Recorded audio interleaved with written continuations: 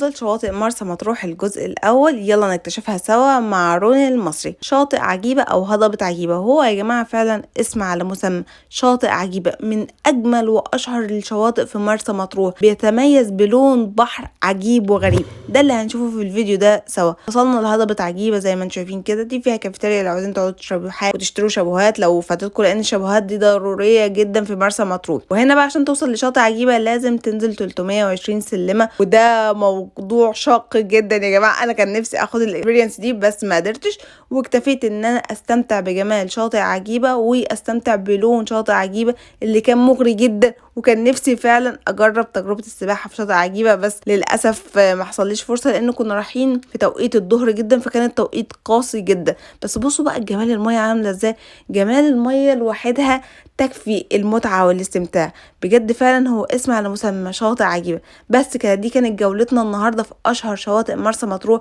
شاطئ عجيبة. انتظرونا بقى في بارت 2 في أجمد وأقوى بقى من شاطئ عجيبة اللي هو مالديف مصر. لو عجبكم الفيديو ده متنسوش تعملوا لايك وفولو اكسبلور كتير، وانتظروا بارت 2 مع روني المصري. يلا باي.